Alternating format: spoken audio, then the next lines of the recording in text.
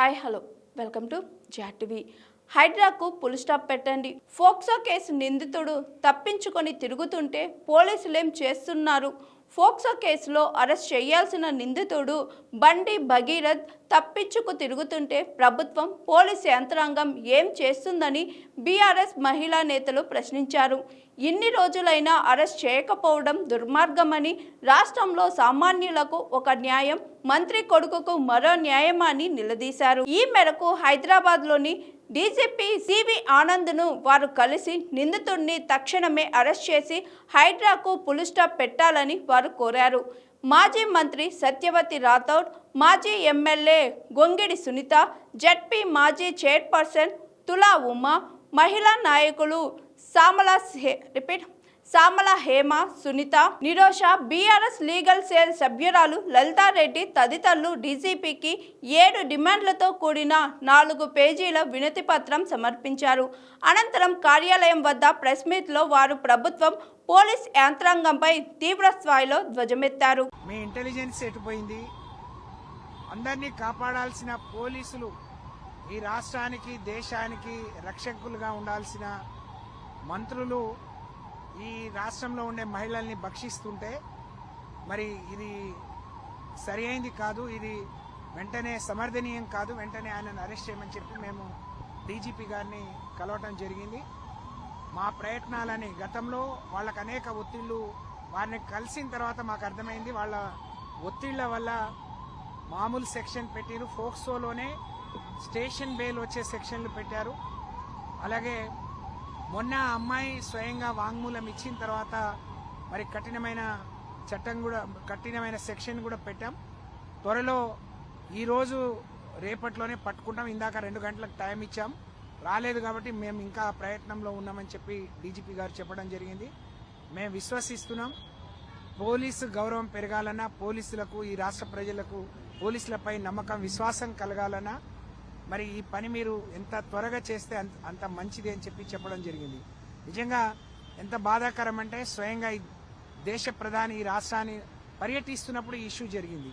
ఆయన క్యాబినెట్లో ఆయన పక్కన ఉండే మరి మంత్రి కొడుకు ఇలాంటి అఘాయిత్యానికి పాల్పడితే ఒక మైనర్ బాలికను దాదాపు 6 నెలలుగా, ఇప్పుడు ఈ మేలో ఉన్నామంటే జనవరి నుంచి ఇంత గొడవ జరుగుతున్నా వాళ్ళు అనేక దఫాలుగా మరి రాజీ పడే ప్రయత్నం చేసినా, లేదా వాళ్ళని వదిలిపెట్టమని చెప్పినా వదిలిపెట్టకుండా ఇలాంటి పనికి ఒడిగట్టడం చాలా దుర్మార్గం. దురదృష్టం ఏంటి అంటే ఈ రాష్ట్రంలో హోంశాఖకు ముఖ్యమంత్రి స్వయంగా మరి పర్యవేక్షిస్తూ ఉన్నారు. హోంశాఖ మంత్రిగా కూడా ఆయనే ఉన్నారు. అటు ఆయన హోంశాఖ కేంద్ర సహాయ మంత్రి, ఇటు హోంశాఖ మంత్రి, స్వయంగా ముఖ్యమంత్రి ఇద్దరు ఉండటంలో కూడా మరి పోలీసు నిఘా మరి వైఫల్యం చెందింది. మన హైదరాబాద్ నడిబొడ్డులో మొన్న ఒక పోలీస్ ఐపీఎస్ ఆఫీస్ భార్య ఏ విధంగా చనిపోయిందో మనం చూసాం. మొన్న ఒక ఐపీఎస్ ఆఫీసర్ 3 గంటలు రోడ్డు మీద నిలబడితే ఎంతమంది మరి ఆకతాయిలు ఆమెను ఆట పట్టించారో చూసాం. ఇవాళ స్వయంగా మిట్ట మధ్యాహ్నం కరీంనగర్లో దొంగలు నిలువు దోపిడీ చేస్తుంటే కూడా మాట్లాడే పరిస్థితి లేకపోవటం, పోలీస్ వ్యవస్థ ఎంత నీరు గారిపోయిందో, మరి ఎంత చేతగానితనంతో వ్యవహరిస్తుందో మనం అర్థమైపోతుంది. ఇవాళ ప్రతిపక్షాల మీద బీఆర్ఎస్ పార్టీ నాయకులను అరెస్ట్ చేయడానికో, కేసులు పెట్టడానికో మరి చూపించే శ్రద్ధ ఈ రాష్ట్రంలో జరుగుతున్న మరి పోలీసు నిఘా పెంచడంలో కానీ, అమ్మాయిలకు జరుగుతున్న ఇబ్బందులను కానీ, ఆడపిల్లల మీద జరుగుతున్న అఘాయిత్యాలను అరికట్టడంలో చూపిస్తే బాగుంటుందని మేము డీజీపీ గారికి చెప్పాం. తప్పకుండా వారు కూడా విచారాన్ని వ్యక్తం చేశారు. నిజంగా మరి ఇప్పటికే ఆలస్యమైంది, మాకు కొంత దొరకని పరిస్థితి, వెంటనే మేము అరెస్ట్ చేస్తామని చెప్పారు. మేము విశ్వసిస్తూ ఉన్నాం. ఇవాళ అనేక సంఘాలు రోడ్ల మీదకి వచ్చి పోరాటం చేస్తూ ఉన్నాయి. కానీ కొంతమంది కళ్ళు మూసుకొని పరిపాలన చేస్తూ ఉన్నారు. ముఖ్యమంత్రి మాట్లాడు, పక్కనే ఇద్దరు కూడా గొప్పగా నవ్వుతా ఉన్నారు, కేంద్ర మంత్రి, రాష్ట్ర ముఖ్యమంత్రి. అలాగే మహిళా మంత్రులు అని చెప్పుకునే వాళ్ళు కూడా సిగ్గుపడాల్సిన సమయం. మహిళలకు ఇంత దౌర్భాగ్య పరిస్థితిలో ఉన్నా, ఒక ఆడపిల్లకి ఇంత అన్యాయం జరిగినా ఆ రోజు గొంతు చించుకొని మాట్లాడిన పెద్ద మనుషులు మరి ఎక్కడ వాళ్ళ నోర్లు ఎందుకు పడిపోయినాయో, వాళ్ళు ఎందుకు మాట్లాడలేకపోతున్నారో కూడా మరి సమాధానం చెప్పాలని డిమాండ్ చేస్తూ ఒకవైపు బేటీ బచావో అని అంటారు, బేటీ పడావో, కానీ ఇక్కడ బేటా భగావో లేకపోతే బేటా బచావో అనే కార్యక్రమంలో బీజేపీ నాయకులు ఉన్నారు.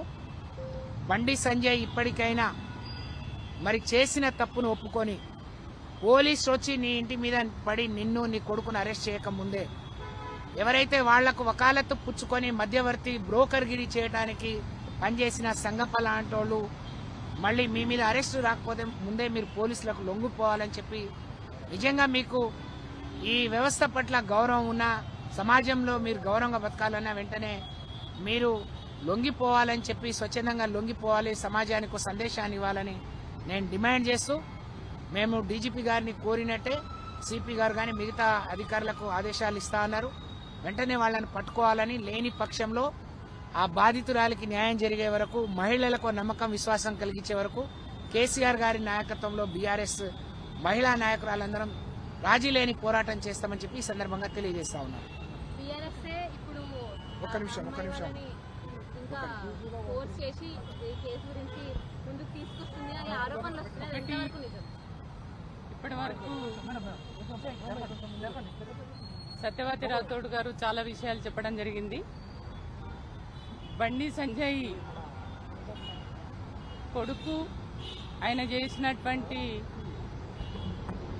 ఆయన పైన వచ్చినటువంటి ఆరోపణలు ఏవైతే ఉన్నాయో, ఒక మైనర్ బాలిక పైన అత్యాచారం, ఆ అమ్మాయిని వేధించడం, శారీరకంగా మానసికంగా లొంగ తీసుకోవడానికి ఎన్ని ప్రయత్నాలు చేయాలో అన్ని ప్రయత్నాలు చేసినటువంటి ఆ నేరం నిరూపణ అయి ఆ అమ్మాయే స్వయంగా చెప్పినప్పటికీ ఇప్పటికీ అరెస్టు చేయకపోవడం అనేది దారుణమైనటువంటి చర్యగా మేము భావిస్తున్నాం. అందుకే డీజీపీ గారిని కలిసి ఇప్పటికైనా మీరు తక్షణమే చర్యలు తీసుకోండి, తక్షణమే నేరస్తుని అరెస్ట్ చేయండి అని అడిగినప్పుడు వారు సానుకూలంగా స్పందించి ఖచ్చితంగా మేము ఆ ప్రయత్నంలో ఉన్నాం, ఖచ్చితంగా త్వరలోనే పట్టుకోవడానికి మేము ప్రయత్నం చేస్తామనడం. నేను ఒకటే డిమాండ్ చేస్తున్నాను ఈ సందర్భంగా. ఇవాళ ఈ కేంద్ర మంత్రిగా ఉన్నటువంటి బండి సంజయ్ గారు, మీరు హోంశాఖ సాయ మంత్రిగా ఉన్నారు కదా కేంద్రానికి, మీరు దేశాన్ని, రాష్ట్రాన్ని, దేశ ప్రజల్ని రక్షిస్తారని మీరు ప్రతిజ్ఞ చేస్తారు కదా, ప్రమాణం చేస్తారు కదా, మరి మీ ఇంట్లోనే ఈ రకంగా జరుగుతే ఎందుకు పట్టించుకుంటలేరు? నేను ఈ సందర్భంగా మోడీ గారిని కూడా డిమాండ్ చేస్తున్నాను. మీ మంత్రివర్గంలో ఉన్నటువంటి ఒక మంత్రి కొడుకే ఒక మైనర్ బాలికపై అత్యాచారానికి ఓడిగట్టినటువంటి వ్యక్తిని ఎట్లా మంత్రివర్గంలో ఉంచుకుంటారు? మీరు తక్షణమే ఆయనను బర్తరఫ్ చేయాలి. బండి సంజయ్ కూడా నైతిక బాధ్యత వహించి తక్షణమే రాజీనామా చేయాలి. వెంటనే నేను అంటున్నాను పోలీసులకి, బండి సంజయ్ కూడా నేరస్తుడే, నేరస్తుని కొడుకు నేరం చేసిండు అనేది ఆధారాలతో సహా ఉన్నాయి. కాబట్టి బండి సంజయ్ కొడుకుకు నేరం చేసినప్పుడు ఆ నేరస్తుని కాపాడడం కోసం ఆయన చేసేటువంటి ప్రయత్నాలు ఏవైతే ఉన్నాయో, ఆ కేసును పక్కదారి పట్టియడానికి ఏదైతే చేస్తున్నాడో, కాబట్టి మొట్టమొదటి ముద్దాయి బండి సంజయ్ అవుతాడు. కాబట్టి తక్షణమే బండి సంజయ్ రాజీనామా చేసి పోలీసులు ఆయనను కూడా కస్టడీలోకి తీసుకోవాలని నేను డిమాండ్ చేస్తున్నా. ఈరోజు బండి సంజయ్ గారి కుమారుడు బండి భగీరథ విషయం మీద మరి డీజీపీ గారిని కలవడం జరిగింది. వారికి మేము ఒక 5-6 విషయాలు వారి దృష్టికి తీసుకురావడం జరిగింది. కేసు అయి ఇప్పటికీ వారం రోజులు గడిచినా కానీ వెంటనే చర్య తీసుకోకపోవడం అనేది వారి దృష్టికి తీసుకొచ్చినాం. మరి వారు ఏం చెప్పినారంటే, మా ప్రయత్నం ఉన్నది, ఈరోజు వాళ్ళ మెటర్నల్ అంకుల్ అంటే వాళ్ళ మేనమామ ఎవరైతే ఉన్నారో వారికి మేము నోటీస్ పంపించినాము, 2 గంటల లోపల బండి భగీరథను తీసుకొచ్చి మాకు అప్పచెప్పాలని చెప్పి మేము నోటీస్ ఇచ్చినాము. కాబట్టి వెయిట్ చేస్తా ఉన్నాము. 2 గంటల వరకు కూడా వాళ్ళు చేయనప్పుడు వెంటనే మేము అతన్ని ట్రేస్ అవుట్ చేస్తాము, అరెస్ట్ చేస్తామనే మరి ఒక విశ్వాసాన్ని అయితే మాకు ఇచ్చినారు.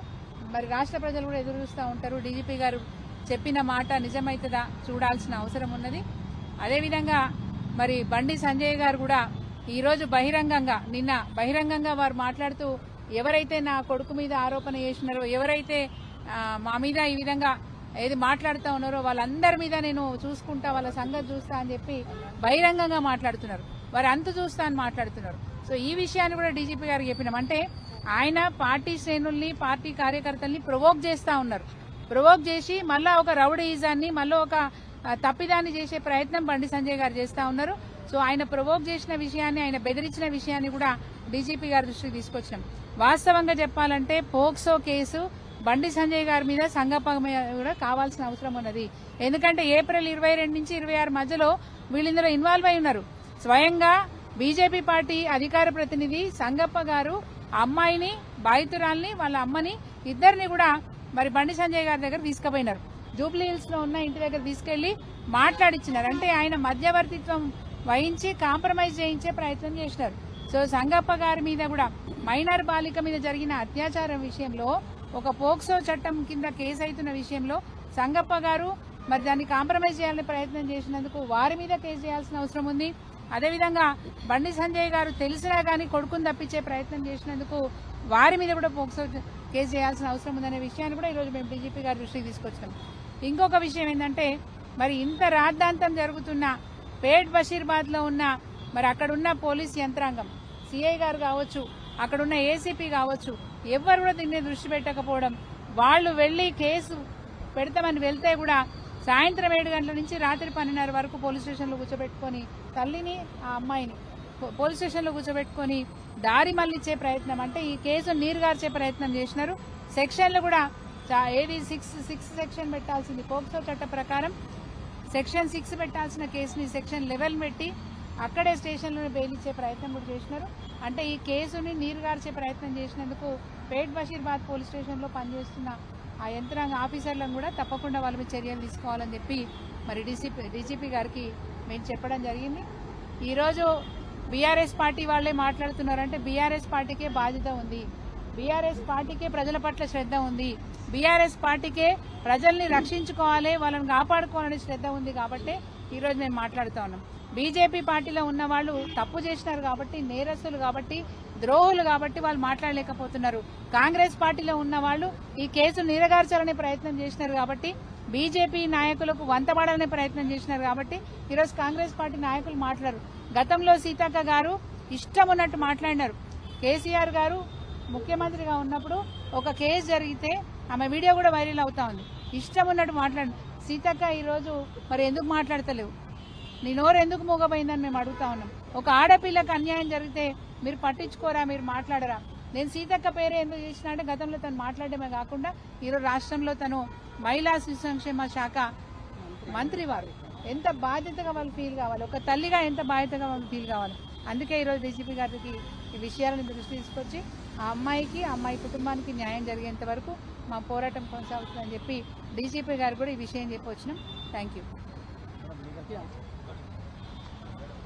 ఈరోజు డీజీపీ గారికి ఈ 4 పేజీల ఒక సుదీర్ఘమైన కంప్లైంట్ ఇచ్చాం మేము. ఇప్పటి వరకు ఏమేమి అంటే పోలీస్ వాళ్ళు చేసిన ఇనాక్షన్ ఏంటి, వాళ్ళు చేసిన అట్రాసిటీస్ ఏంటి, వాళ్ళు ఏ విధంగా కరెక్ట్ గా యాక్షన్ తీసుకోకుండా ఏ విధంగా డిలే టాక్టిక్స్ చేస్తూ ఇప్పటి వరకు అతన్ని అరెస్ట్ చేయకుండా ఏమేమి సంఘటనలు జరిగాయో ఆ ప్రతి ఒక్క సంఘటన ప్లస్ నిన్న మనం అందరం చూసినాము. నిన్న 12th రోజు హిందూ ఏక్తా ప్రొసెషన్ లో ఏ విధంగా బండి సంజయ్ గారు బెదిరించడం జరిగింది. ఎప్పుడైతే పోక్సో కేసు ఇట్లాంటి ఇంత సీవియర్ అంటే అఫెన్స్ ఉన్న కేసులో పెండింగ్ ఉన్నప్పుడు అతను ఓపెన్ గా బెదిరించడం జరిగింది.